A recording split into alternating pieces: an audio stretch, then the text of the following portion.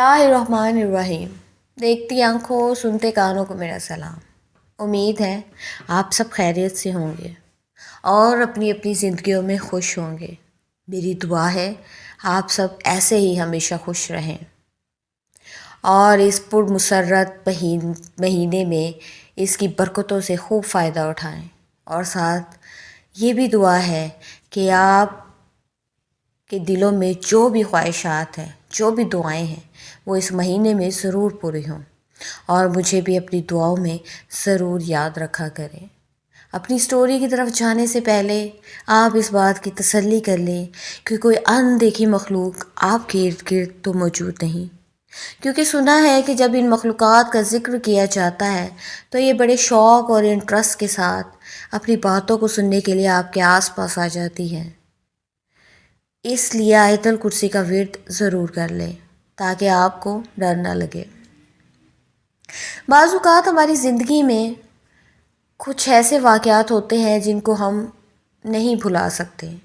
कुछ ऐसे लोगों से हम मिलते हैं जिनके साथ हमारी गहरी वाबस्तगी हो जाती है, लेकिन तब जाके हमें पता चलता है कि ये इंसान एग्ज़िस्ट नहीं करता। तो हम इस चीज़ को कभी फरामोश नहीं कर पाते और जब तक हम ज़िंदा रहते हैं हमारे ज़हन में वो वाक़या नक्श होकर रह जाता है। और सम टाइम ऐसी जगह भी होती हैं जहाँ पे हमारे साथ कोई ऐसा वाक़या होता है जो कि हम सारी ज़िंदगी नहीं भुला सकते। तो आज की हमारी कुछ स्टोरीज़ इसी के हवाले से हैं। सबसे पहली हमारी स्टोरी इंडिया से है। इंडिया के एक इलाका गुड़गांव, जहाँ पे सैफरोन नामी एक कॉल सेंटर था, जहाँ पे एक लड़की अपॉइंट होती है जिसका नाम होता है रोज़ी।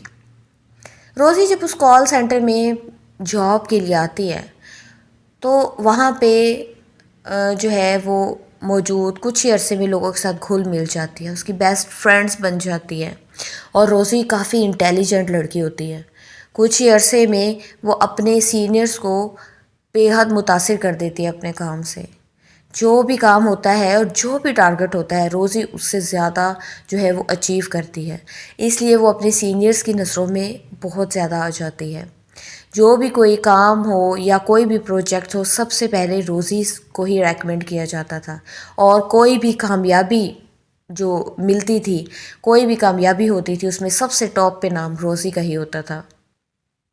रोज़ी अपने काम को बड़ी खुश उसलूबी से अंजाम दे रही थी। इस कॉल सेंटर की तरफ से तमाम मुलाजमीन को पिक एंड ड्रॉप की सहूलत भी हासिल थी। इसी तरह से एक दिन सब जब ड्यूटी टाइमिंग ऑफ हो जाती है, सब कुछ समेटा जा रहा होता है, एक कॉल आती है रोज़ी को। रोज़ी उससे बात करना शुरू हो जाती है।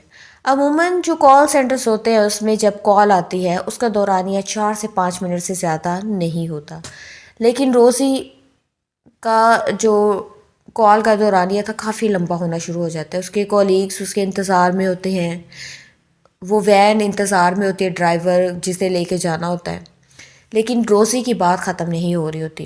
रोज़ी ऐसा लगता था जैसे किसी से बहस कर रही हो और काफ़ी परेशान नज़र आ रही थी। सब कॉलीग्स उसके इंतज़ार में खड़े थे। इसी तरह से तकरीबन उसको बात करते 30 से 40 मिनट हो जाते हैं। फिर वो कॉल बंद करती है और अब उसकी डेस्टिनेशन पे उसको छोड़ दिया जाता है। उसके बाद से रोज़ी जब आती थी वो हंसने खेलने वाली रोज़ी काफ़ी चुप और परेशान नज़र आने लगी। 4 से 5 दिन ऐसे ही गुजरते हैं। उसके बाद रोज़ी आना बंद हो जाती है। रोज़ी के बारे में पता किया जाता है चूँकि वो काफ़ी इंटेलिजेंट वर्कर थी और उसकी कामयाबी की लिस्ट भी काफ़ी तवील थी, तो उसके सीनियर्स उसके केस में ख़ास तवज्जो देते हैं। जहाँ पे उसने अपना एड्रेस लिखवाया होता है वहाँ पे ड्राइवर समेत कुछ उसके कोलीग्स जाते हैं और वहाँ के जो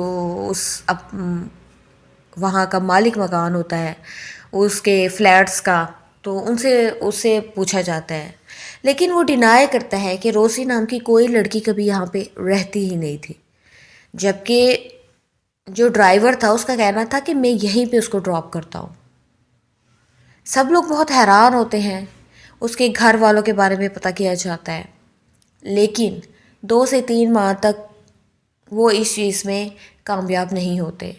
پھر اچانک روزی کے گھر والوں کے بارے میں پتہ چلتا ہے، تو روزی کے کچھ سینئرز پولیس کو لے کر ان کے گھر جاتے ہیں تاکہ پتہ کیا جا سکے کہ روزی کسی مصیبت میں تو نہیں ہے، اچانک وہ اس طرح سے غائب کیوں ہو گئی۔ اسے کوئی اطلاع نہیں دی کہ میں جاب چھوڑنا چاہتی ہوں، یا جو رولز اینڈ ریگولیشن ہے اس کے مطابق اس نے نہیں مطلع کیا۔ جب وہ ان کے گھر پہنچتے ہیں، ان کے فادر جو ہے ان سے ملتے ہیں، ان کو گھر لے کر جاتے ہیں جہاں ان کی مدر بھی موجود ہوتی ہے، تو روزی کے بارے میں سارا وہ بتاتے ہیں کہ وہ کس طرح سے محنت کرتی تھی، کہ کیسے کام کرتی تھی۔ تو ان کے پیرنٹس بڑے آرام سے سنتے رہتے ہیں۔ پھر ان کی مدر اٹھ کے جاتی ہے اور وہ ایک تصویر لے کے آتی ہے، وہ دکھاتی ہے اور کہتی ہے کہ یہ وہی لڑکی تھی جس کے بارے میں آپ بات کر رہے ہیں۔ تو ان کے سینئرز کہتے ہیں ہاں جی بالکل یہ وہی تھی۔ تو ان کی مدر جو ہے وہ تھوڑا غم زدہ ہو جاتی ہے اور رونے لگتی ہے۔ اب یہ لوگ حیران کہ وہ رو کیوں رہی ہیں، تو وہ پوچھتی ہے کہ روزی کو یہاں کام کرتے ہوئے کتنا عرصہ ہو گیا۔ تو ان کے سینئرز بتاتے ہیں کہ نیئر اباؤٹ 1 ایئر ہو چکا ہے۔ تو ان کی مدر ایسی بات کرتی ہے جس سے سب حیران و پریشان رہ جاتے ہیں۔ ان کی مدر بتاتی ہیں کہ روزی کو مرے ہوئے 8 سال ہو چکے ہیں، تو وہ آپ کے آفس میں کس طرح سے کام کر سکتی ہے۔ روزی کے سینئرز بہت حیران ہوتے ہیں، ایون کہ جو پولیس آفیسر ساتھ گئے ہوتے ہیں وہ بھی بہت حیران ہوتے ہیں کہ ایسا کیسے ہو سکتا ہے کہ ایک مردہ انسان آتا ہے، وہ کام کرتا ہے اور کسی کو کوئی بھنک تک نہیں پڑتی کہ یہ انسان زندہ ہی نہیں، ایگزسٹ ہی نہیں کرتا۔ جب یہ بات روزی کے کولیگز کو پتہ چلتی ہے اور اس کی 2 کولیگز جو اس سے کافی کلوز ہوتی ہیں، کلوز فرینڈز، ان میں سے ایک کو اسی ٹائم جو ہے وہ ہارٹ اٹیک آتا ہے اور وہ جو ہے اس دنیا سے کوچ کر جاتی ہے، جبکہ دوسری اس قدر مینٹل ٹراما میں چلی جاتی ہے کہ ان کو کور کرنے میں بہت عرصہ لگ جاتا ہے۔ اس کے بعد اس سینٹر کو کچھ عرصے کے لیے بند کر دیا جاتا ہے۔ یہاں پہ اسٹرکٹ رولز اینڈ ریگولیشن رکھے جاتے ہیں، لیکن لوگوں میں دہشت اور خوف اس طرح سے ان کے ذہنوں میں بیٹھ گیا تھا کہ وہاں اس وقت جو لوگ جاب کرتے تھے وہ سب کے سب جاب چھوڑ کے چلے جاتے ہیں، اور یہ یقین کرنا مشکل ہو جاتا ہے کہ واقعی جو لڑکی 1 سال سے وہاں پہ جاب کر رہی تھی وہ زندہ نہیں بلکہ مردہ تھی، اور اس کے جب بینک ڈیٹیلز چیک کی گئی تو اس کی جتنی بھی سیلری تھی اتنے ماہ کی وہ ویسے کی ویسے ہی تھی، اس میں سے نکالا کچھ بھی نہیں گیا تھا، مطلب کہ اسے کچھ بھی نہیں یوز کیا تھا۔ اس کے بعد ہماری جو سیکنڈ سٹوری ہے وہ کراچی کی جو روڈ ہے جو بہت مشہور ہے، کارساز روڈ کہا جاتا ہے کہ وہاں پہ ایک دلہن نظر آتی ہے، تو اس کے حوالے سے کافی متس ہیں، اور ایک سٹوری تو یہ ہے کہ وہاں پہ ایک بارات کا ایکسیڈنٹ ہوا تھا اور آن دی اسپاٹ دلہا دلہن کی جو ہے وہ ڈیتھ ہو گئی تھی۔ اس کے علاوہ دوسرا متھ یہ ہے کہ وہاں پہ ایک موہنی نام کی لڑکی، مطلب ایک ہندو گھرانہ رہتا تھا اس جگہ پہ، اور اس کی بیٹی تھی موہنی۔ تو موہنی کی شادی طے پا گئی، اور جب موہنی کی جس دن بارات آئی ان کے ہندو جو ریلیجس ہے اس کے اکارڈنگ جو بھی ان کی ریچولز ہوتی ہیں وہ ہو رہی تھی کہ وہاں پہ اس وقت ڈاکوؤں کا حملہ ہو گیا۔ ڈاکوؤں نے جب لوٹنا شروع کیا اس وقت موہنی اور اس کا ہسبینڈ اپنی جان بچانے کے لیے کارساز روڈ کی طرف بھاگتے ہیں، ڈاکو ان کے پیچھے آتے ہیں اور وہ جو ہے اس کے ہسبینڈ کو مارنے میں کامیاب ہو جاتے ہیں، جبکہ موہنی مسلسل بھاگ رہی ہوتی ہے۔ لیکن موہنی یہ نہیں جانتی کہ کچھ آگے اس کا ٹکراؤ انہی کے گروہ کے ممبر سے ہونے والا ہے۔ وہ موہنی کو پکڑتے ہیں، اس کا سارا زیورات کو لوٹتے ہیں، اور اس کے بعد موہنی کو مار کر قریبی ایک کنواں ہوتا ہے وہاں پر اس میں پھینک دیتے ہیں۔ تو اس کے بعد سے کہا جاتا ہے کہ اس کو دلہن کے روپ میں کارساز روڈ پر دیکھا جاتا ہے، جبکہ کچھ لوگ اس متھ کو بالکل ڈینائی کرتے ہیں۔ اب یہ سچ ہے یا جھوٹ یہ تو ہم اس چیز پر نہیں کہہ سکتے، بات نہیں کر سکتے، لیکن بہت سارے لوگوں نے اس چیز کو جو ہے وہ محسوس بھی کیا ہے اور اس دلہن کو دیکھا بھی ہے۔ یہیں پہ کارساز روڈ سے ریلیٹڈ ایک ڈرائیور جو ہے وہ بتاتے ہیں، وہ کہتے ہیں کہ میں کریم چلاتا تھا جب میری ڈیوٹی آورس ختم ہو جاتے تھے آفس کے، تو اس کے بعد میں ایکسٹرا ارننگ کے لیے کریم چلاتا تھا۔ تو انہی دنوں مجھے ایک آدمی کی رائڈ آتی ہے، اس نے مجھے کہا کہ مجھے اس لوکیشن پہ آپ نے چھوڑنا ہے اور یہیں سے اگر آپ مجھے اٹھائیں گے تو میں آپ کو اس کے ایکسٹرا چارجز دوں گا۔ تو میں نے بالکل حامی بھر لی اور ان کو وہاں پہ چھوڑا۔ 40 سے 45 منٹ کے بعد مجھے انہیں وہاں سے لینا تھا، تو میں وہاں سے جو ہے وہ کچھ ذرا دور کارساز روڈ کی طرف آ گیا، کیونکہ میں اپنے اس وقت ان میرڈ تھا، میں نے منگیتر سے بات کرنی تھی، تو وہاں سے میں کارساز روڈ کی طرف، ادھر ایک پمپ ہے اس کے سائڈ پہ میں کھڑا ہو گیا، جو کہ کافی ویران علاقہ ہے اور وہاں پہ درخت بھی کافی زیادہ ہیں، جھاڑیاں ہیں۔ تو سائڈ پہ میں نے گاڑی لگائی اور میں اپنی منگیتر سے باتیں کرنا شروع ہو گیا۔ جب میں اپنی منگیتر سے بات کر رہا تھا، اچانک مجھے محسوس ہوا میری گاڑی کو کوئی پیچھے سے اس قدر زور لگا کے ہلا رہا ہے کہ میری پوری گاڑی جو ہے موو کر رہی ہے، ہل رہی ہے۔ میں گھبرا گیا کہ شاید کوئی ڈاکو آ گئے ہیں۔ تو میں اتنی سردی ہونے کے باوجود پسینے میں شرابور ہو چکا تھا، ایون کہ میرا موبائل بھی میرے ہاتھ سے نیچے گر چکا تھا۔ میں نے اپنے موبائل کو جب 8 سے 10 منٹ تک اسی طرح سے میری گاڑی ہلتی رہی، تو میں جب وہ ایک دم رکی ہے، میں اپنی منگیتر سے بات کرتا ہوں، اس کو کہتا ہوں کہ میں کچھ دیر کے بعد تمہیں کال کرتا ہوں، کیونکہ میں بہت ڈر چکا تھا۔ اس کے بعد میں نکلتا ہوں گاڑی سے باہر کہ چیک کروں کہ آخر کیا مسئلہ ہے، کیا چیز ہے، کوئی جانور ہے یا کس کی یہ شرارت ہے۔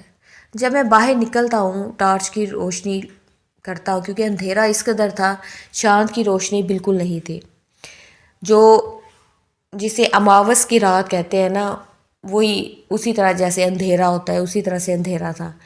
تو جب میں ٹارچ کی روشنی میں دیکھتا ہوں تو کیا دیکھتا ہوں کہ میری گاڑی کے پیچھے باقاعدہ کیچڑ میں بھرے ہوئے ہاتھوں کے نشان تھے۔ اس وقت میں بہت ڈر جاتا ہوں کہ یہ میرا بالکل وہم نہیں تھا۔ میں جلدی سے اپنی گاڑی میں آ کے بیٹھتا ہوں اور اپنی گاڑی کو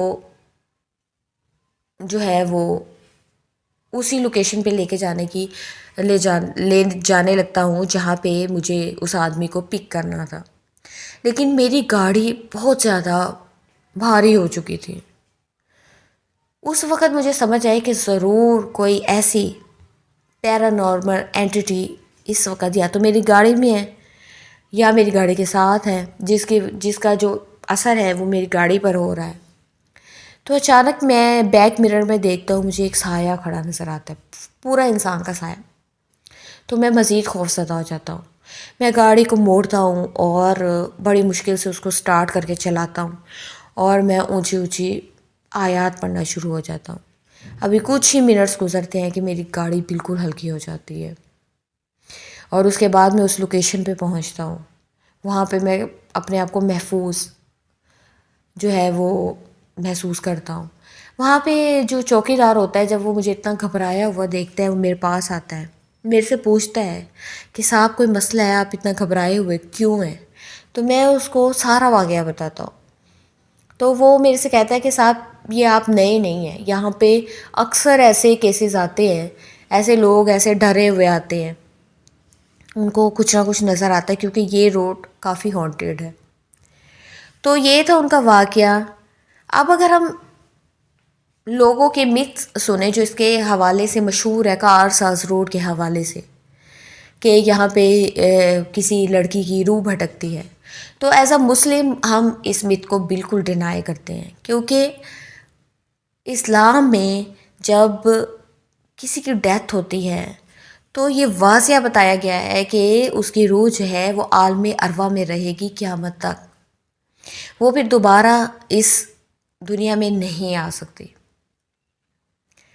اس کے بعد اس کو جو وجود ملنا ہے وہ قیامت کے روز ہی ملنا ہے، اس سے پہلے نہیں۔ تو یہ کیسے ہو سکتا ہے کہ وہ عورت جو نظر آتی ہے ایک وجود کے ساتھ، وہ ہم یہ سمجھیں کہ یہ کسی کی روح بھٹک رہی ہے؟ اور اس کے بعد اگر ہم قرآن و حدیث کی روشنی میں دیکھیں، ہم سورہ جن کو پڑھیں اور باقی جگہوں پہ جہاں جہاں قرآن پاک میں ان مخلوقات کا ذکر کیا گیا ہے، تو یہ جو شیطانی مخلوقات ہوتی ہیں یہ ہر طرح سے انسان کو ڈرانے کی کوشش کرتی ہیں، ہر طرح سے، خیالی طور پر، مینٹلی طور پر، فزیکلی بھی، انسانوں کے روپ میں بھی آتی ہے، آپ کو گمراہ کرتی ہے اور ڈراتی بھی ہے۔ تو جب ہم قرآن و حدیث کی روشنی میں یہ چیز ہمارے سامنے واضح کر دی گئی ہے، تو اس چیز کو سامنے رکھتے ہوئے ہمیں یہ سوچنا چاہیے کہ وہاں پہ جو یہ دلہن نظر آتی ہے، ہو سکتا ہے کہ وہ انہی مخلوقات میں سے ایک ہو۔ وہاں پہ چونکہ ویرانہ ہے، وہاں پہ ان مخلوقات کا ڈیرا بھی ہو سکتا ہے، اور وہیں سے وہ جو ہے وہ لوگوں کو نظر آتی ہیں، کیونکہ ہر ایک انسان کا اورا ڈیفرنٹ ہوتا ہے۔ کچھ لوگوں کے اوراز ایسے ہوتے ہیں کہ ان کو یہ چیزیں بہت جلدی اپروچ کرتی ہیں، ان کی طرف اٹریکٹ ہوتی ہیں اور ان کو نظر بھی آنا شروع ہو جاتی ہے۔ اور وہیں پہ کچھ لوگوں کا اورا ایسا ہوتا ہے کہ ان کو یہ چیزیں جلدی نظر نہیں آتی، نہ محسوس ہوتی ہیں۔ اس لیے کچھ لوگ جو کہتے ہیں کہ ہم پوری زندگی کارساز روڈ سے گزرے ہیں لیکن ہمیں کبھی کچھ نظر نہیں آیا، لیکن کچھ لوگ ایسے ہوتے ہیں جو یہ بتاتے ہیں کہ اکثر انہوں نے ایک دلہن کے روپ میں ایک عورت کو کھڑے ہوئے دیکھا ہے۔ تو یہ تھی آج کی ہماری سٹوریز۔ آپ کو ہماری سٹوریز کیسی لگی؟ کمنٹس میں اپنی رائے کا اظہار ضرور کیجیے گا، اور اگر آپ اپنے سٹوریز کو شیئر کرنا چاہتے ہیں تو میرے فیس بک پیج اور انسٹاگرام پیج پہ آپ اپنی سٹوریز کو شیئر کر سکتے ہیں۔ اور اگر آپ کے ساتھ بھی اس روڈ پہ کوئی ایسا واقعہ رونما ہوا ہے تو ضرور میرے ساتھ شیئر کریں۔ اور اگلی سٹوری آنے تک اللہ نے کے بعد